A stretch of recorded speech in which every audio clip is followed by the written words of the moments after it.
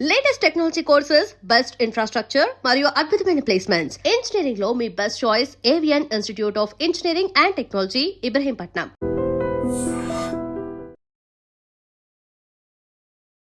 నమస్కారం, welcome to I dream. ధర్మ మార్గం విత్ విజిత కార్యక్రమానికి స్వాగతం.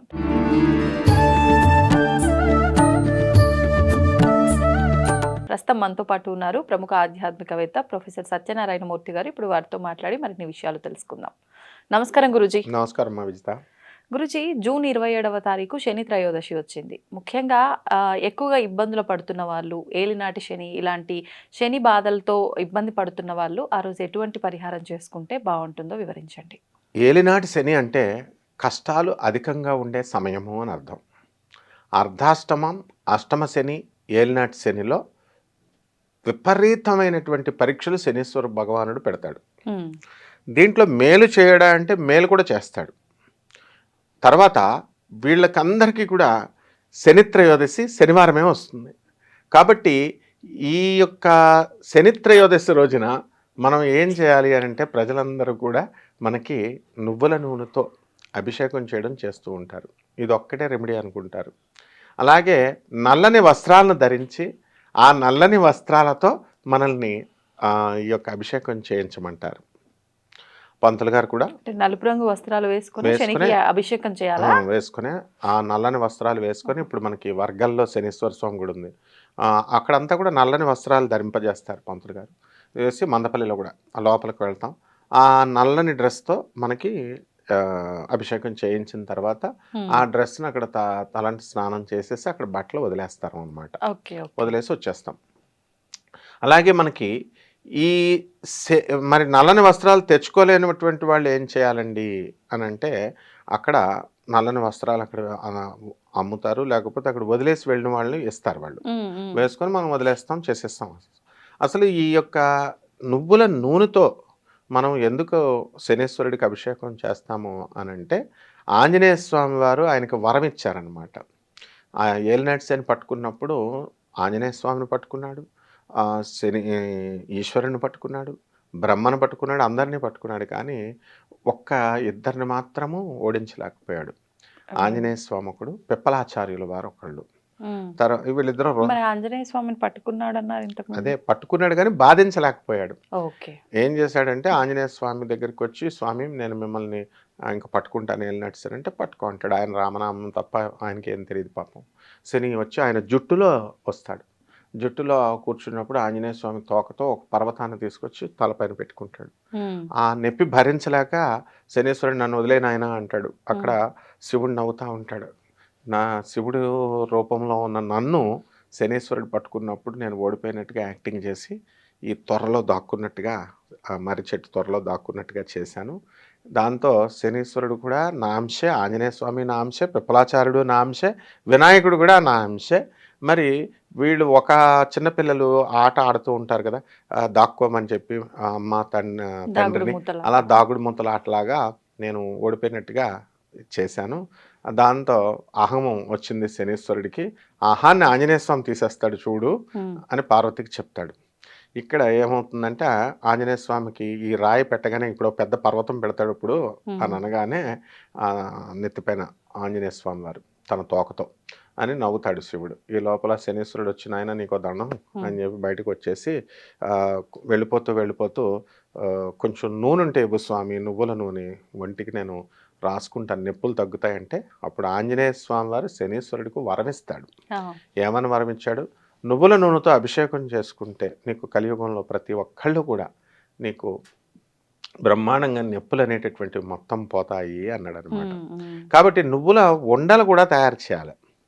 చిమ్మిలి ఉండల్ని మనం ఎవరికి తయారు చేస్తామంటే సుబ్రహ్మణ్యేశ్వర స్వామి వారికి చేస్తాం.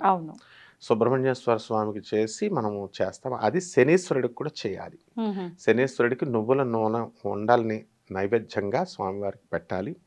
అలాగే శని, ఏలినాటి శని, అష్టమ శని, అర్ధాష్టమ శని అని చెప్పాను కదా, దాని నుంచి ఐడెంటిఫై చేసేయచ్చు మనం. ఏది శనివారంతో స్టార్ట్ అయినటువంటి వాళ్ళకి ఆ శని మహాదశ కానీ, ఏలినాటి శని పట్టుకునే రోజు ఉంటుంది, ఇక్కడి నుంచి స్టార్ట్ అయింది అని.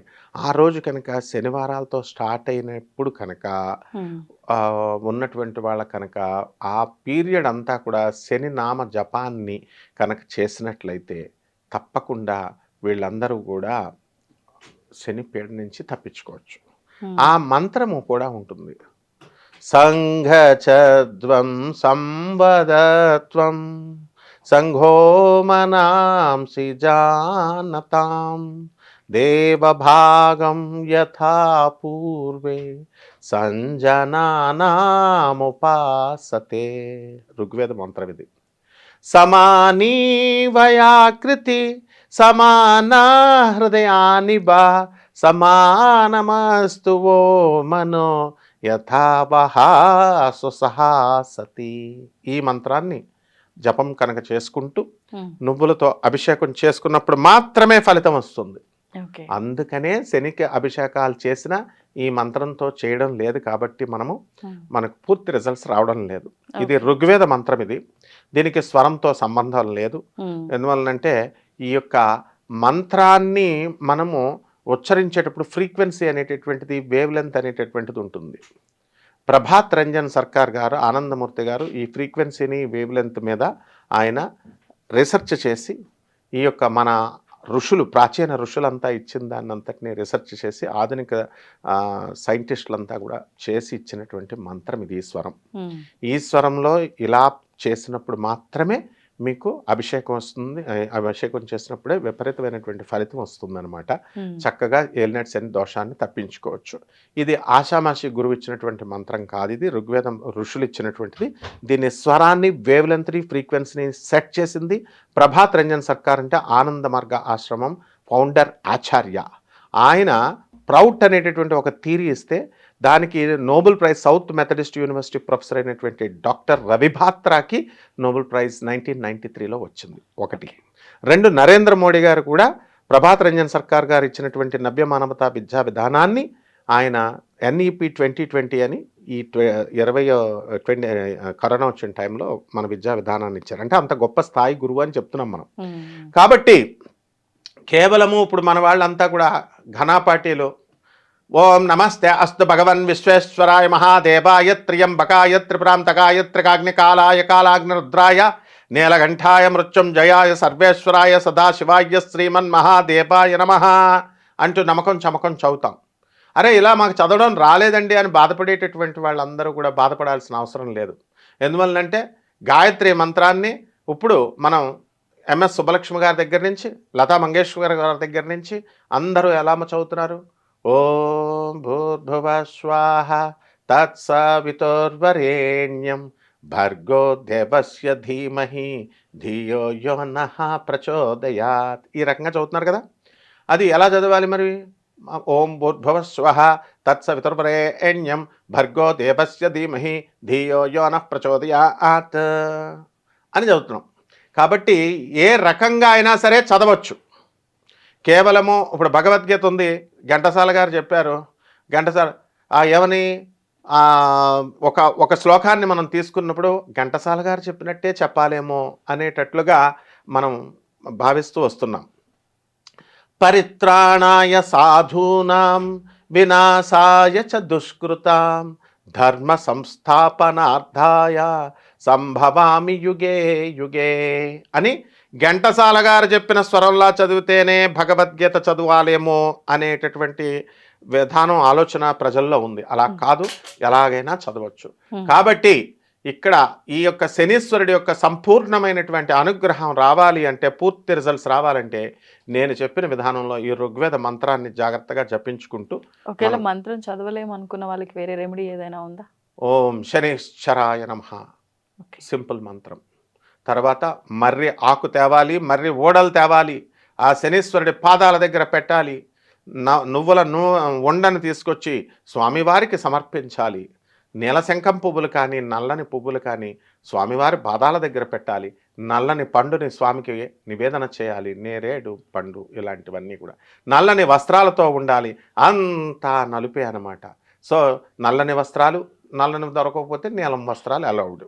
ఈ రకంగా కనుక శనీశ్వరుడు యొక్క జపాన్ని ఆ రోజు కనుక చేసుకుంటే అపార కృపామైనటువంటి ఆ కర్మ ఫలదాత అయినటువంటి ఆ శనీశ్వరుడి యొక్క అనుగ్రహంతో జన్మంతా పట్టుకున్నటువంటి దరిద్ర బాధలన్నీ ఒక్క నిమిషంలో తీసేస్తాడు ఆయన. శనీశ్వరుడు ఆయుర్దాయాన్ని ఇస్తాడు, సంపదల్ని ఇస్తాడు, మంచి భార్యని ఇస్తాడు, సరిగ్గా చేయకపోతే గయ్యాళి పిల్లాన్ని ఇస్తాడు. ఆ విధంగా అంతా శనీశ్వరుడి చేతిలోనే ఉంటుంది. కాబట్టి కలియుగానికి అధిపతి శనీశ్వరుడు. అందువలన రాహువునికి తోలు తీసేసినటువంటి వాడు శనీశ్వరుడు. ఎవరిని లెక్క చేయడనమాట. అటువంటి అటానమస్ ప్లానెట్ అయినటువంటి శనీశ్వరుడి యొక్క అనుగ్రహం సంపాదించడం ట్రిక్స్ తెలిస్తే చాలా ఈజీ అనమాట. ఎందుకంటే 8వ తారీఖు పుట్టినోళ్ళు, శనివారం పుట్టినోళ్ళు, ఆ తర్వాత శని చక్కగా ఉచ్చస్థితిలో ఉన్న వాళ్ళని పడగొట్టేయడం చాలా ఈజీ అనమాట. ఎక్కువగా ఇప్పుడు ఈ యొక్క వాళ్ళందరూ కూడా క్యాషా గ్యాసా అని అంటాం.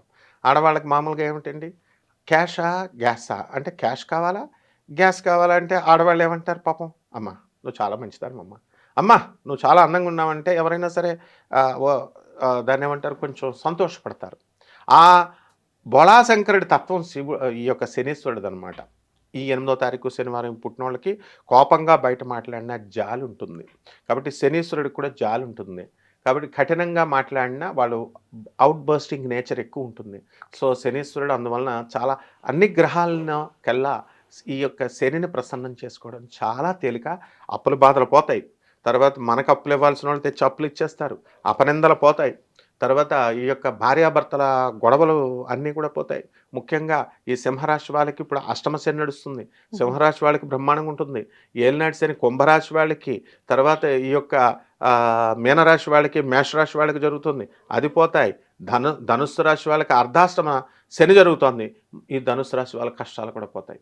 అందువల్ల ఈ శని త్రయోదశిని ముఖ్యంగా ఈ రాశుల వాళ్ళు ఉపయోగించుకుంటే బ్రహ్మాండంగా కష్టాల నుంచి తొలగిపోతారమ్మా. ధన్యవాదాలు గురుజీ. ధన్యవాదాలు. తవ్వండి, తవ్వుతూనే శివలింగం సరే దాన్ని అట్లా కప్పేసేయండి, చూపించదండి. Krishna is there. మూర్తి పూజ కాదు, సాక్షాత్ బ్రజేంద్ర నందన భగవాన్ ఉన్నారు మూర్తిలో. ఏమీ ఆశించకుండా ఆరాధించే వాళ్ళు కూడా ఉన్నారా ప్రభుజీ? నిజమైన భక్తి అంటే మనకు తెలియదు కాబట్టి